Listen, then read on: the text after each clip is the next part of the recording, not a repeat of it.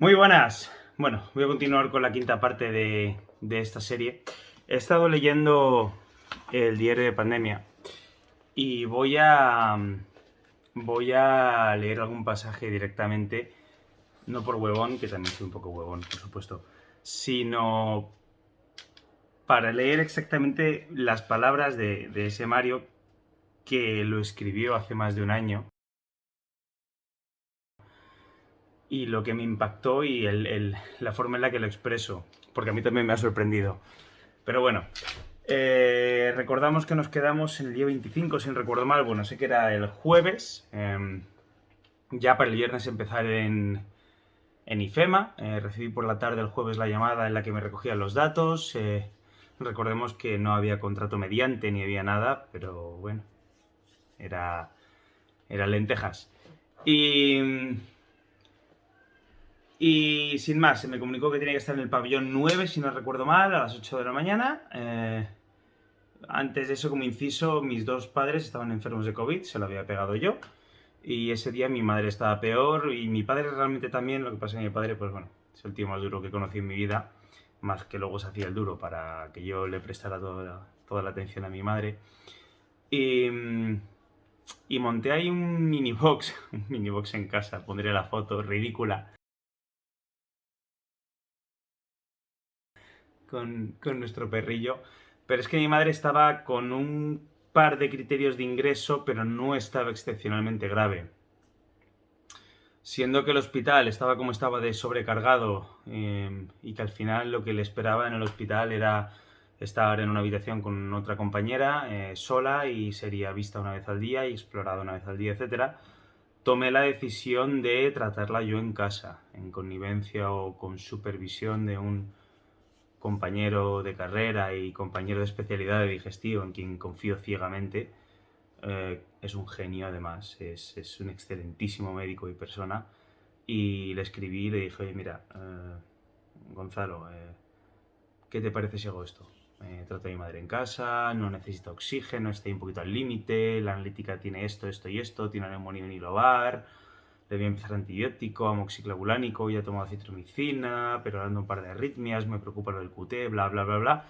Me dijo, mira, sigue adelante, y ellos se vigilaban, mi madre estaba con el pulsi, yo estaba preocupado, pero decidí que era mi responsabilidad elegir lo mejor para mi madre y en ese momento me pareció que tratarla en casa sería lo mejor. Por supuesto, también estaba dispuesto a aceptar el peso de que saliera mal y fuera mi culpa. Pero bueno, salió bien. No hay que darle más vueltas a lo que sale bien.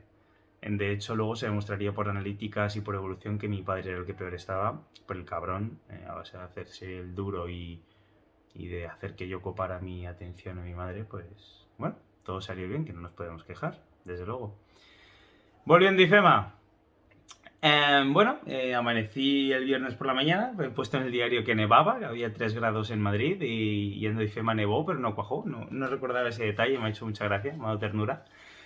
Y bueno, el detalle del frío lo pongo porque me acuerdo que fui con el pijama de mi hospital, un pijama limpio, pero mi pijama, porque yo no sabía si nos iban a dar, y de hecho el primer día no nos darían, y bata y tal, y pasé un frío, me jodí de frío yendo al pabellón 9, que era al final, es decir, tú aparcas en los parkings de IFEMA, que quien no lo conozca es una feria de muestras, el Mad Cool, los festivales, el concierto de Metallica, se utiliza como espacio de muestras para muchos eventos y es grande de cojones. Pues el pabellón 9 era el último de IFEMA y el parking teníamos que andar pues bastante, 10 minutos, pasando un frío.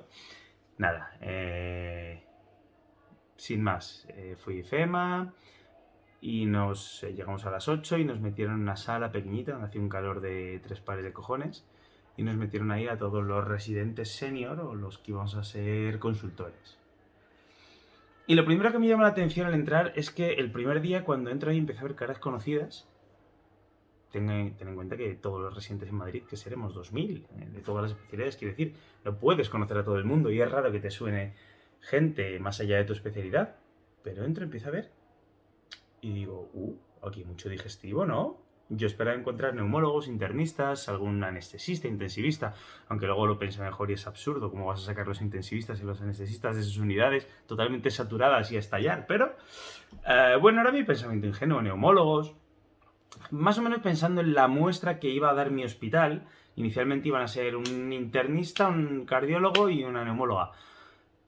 Y al final yo me cambié por la neumóloga y vinieron el internista y el cardiólogo se puso enfermo de COVID justo el día antes.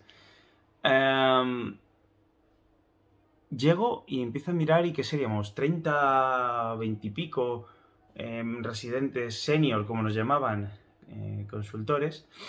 De hecho, tengo la identificación donde pone senior por aquí, pero bueno, una mofa lo de senior. Y... no, la traeré el próximo día. Y... empiezo a mirar y digo, joder, pues de 20 y pico aquí 12 digestivos por lo menos. Saludo a una QR una RSI de un año menos del Gregorio Marañón. Empiezo a ver otra gente que la tenía ya vista de congresos, tal. Y digo, hostia, hay los congresos.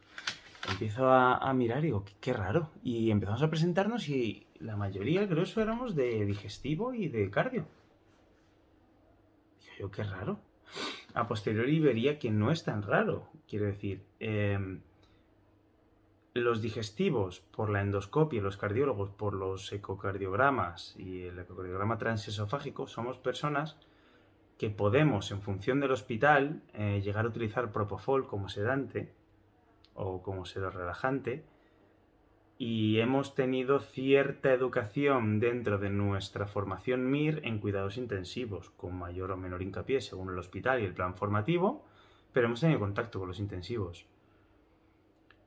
Somos personas que los cardiólogos en las unidades de hemodinámica y en las UCIs coronarias y los digestivos en las unidades de sangrantes y con las hemorragias digestivas masivas tenemos contacto con drogas vasoactivas y tenemos contacto, según el hospital, podemos llegar a comportarnos como pseudointensivistas en ciertas situaciones. Nunca con la calidad de un intensivista, nunca con su cuidado ni con sus conocimientos, pero sí más que, por ejemplo, un internista que sabe mucho más de medicina en general, pero menos de barro, menos de bajarse y mancharse las manos, que al final me dio la sensación que es lo que buscaban.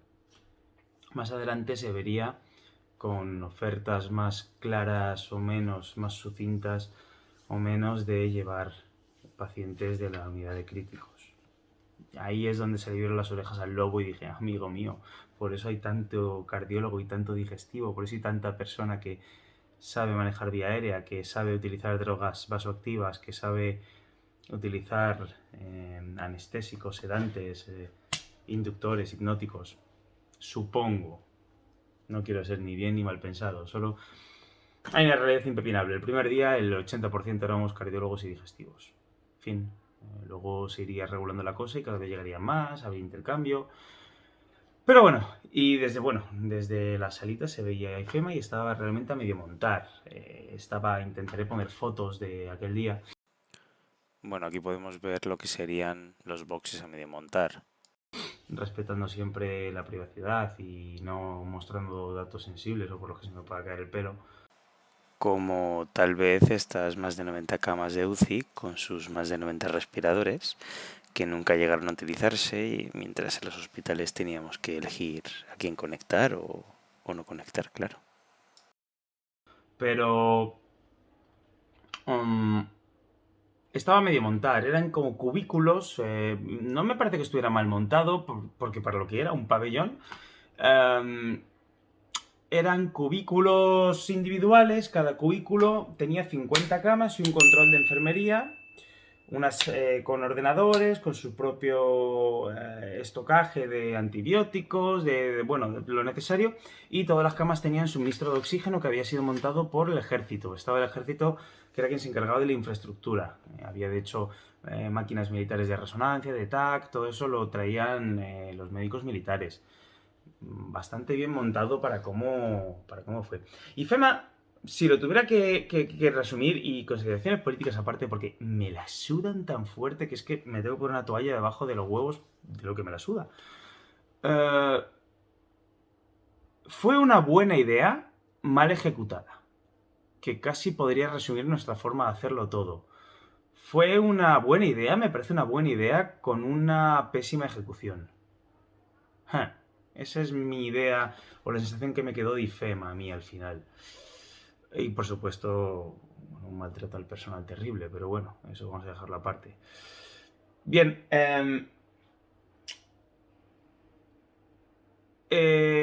después de darnos un pequeño briefing, bajamos abajo, bajamos al pabellón 9, nos pusimos en el centro y donde había una sala donde estaban los EPIs, etcétera, que nos tendríamos que poner, y nos estuvieron literalmente 4 horas esperando porque no había EPIs. Tenían que llegar y estuvimos abajo esperando. Estuvimos esperando una espera además que se hizo larga. Son casi 4 horas esperando, 3 horas serían al final. Finalmente a las 12 llegaron los EPIs.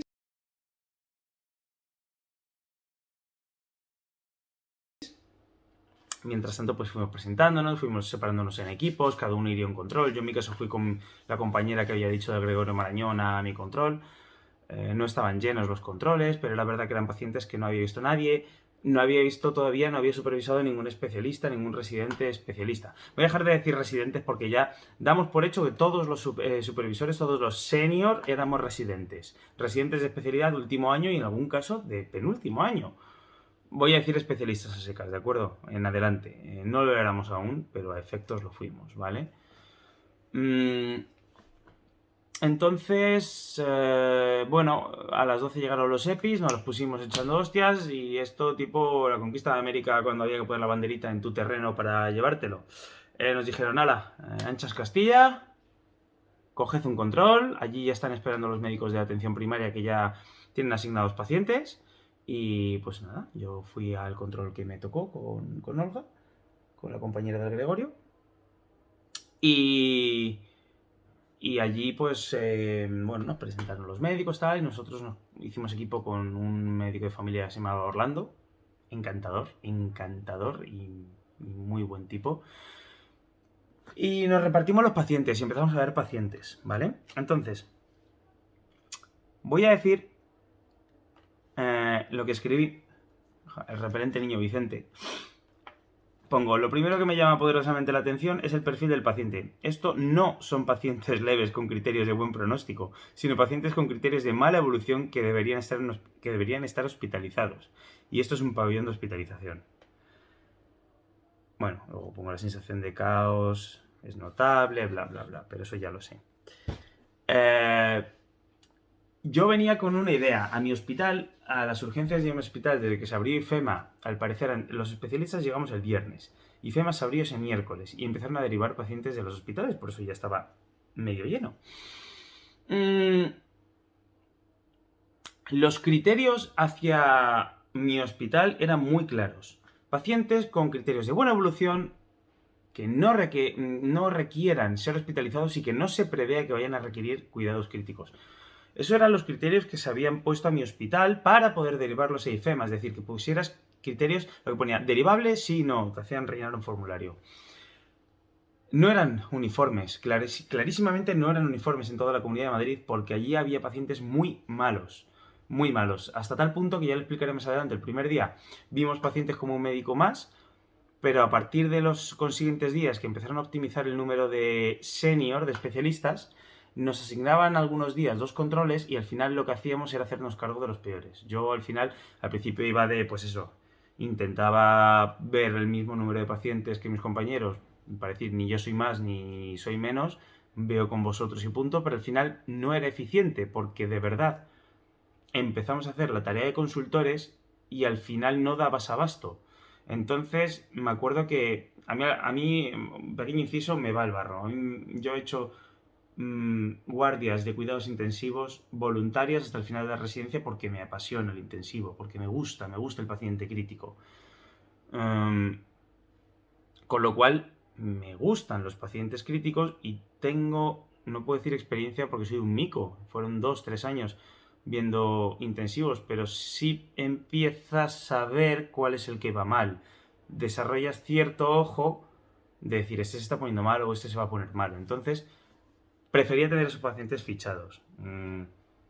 Pondré, tapando una vez más datos cara, alguna foto de pacientes leves de IFEMA que vais a ver que de leves mis cojones.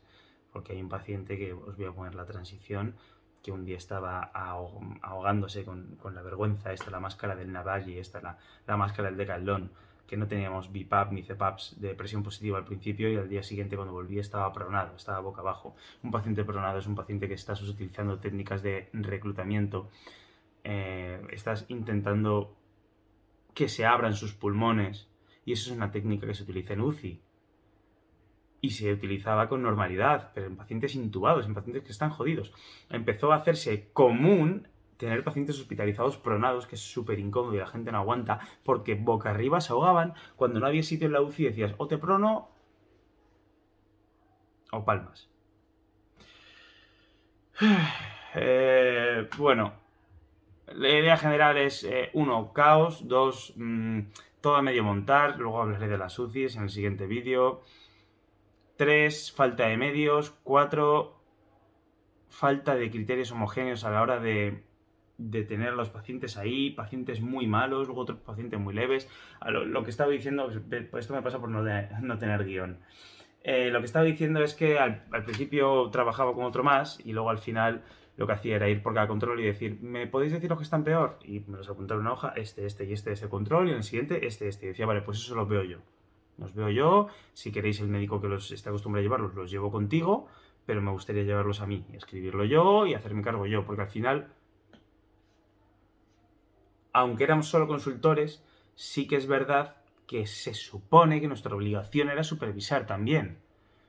Con lo cual, al final, la responsabilidad última era tuya. Y yo quería saber quién estaba más malo, y quería ser yo quien llamar la UCI, quien dijera este hay que llevárselo, este no, este hay que cambiarlo. Un poco difuso todo, porque luego en el siguiente turno venía otro compañero con otro enfoque y lo cambiaba y...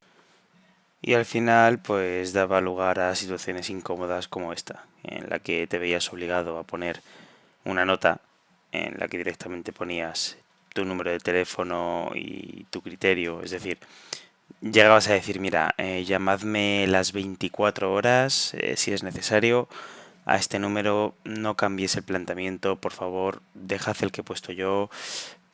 Y al final eso es incómodo porque estás dejando tu opinión, estás imponiendo tu opinión a otro médico que tiene su enfoque, que en realidad ese paciente es tan suyo como tuyo.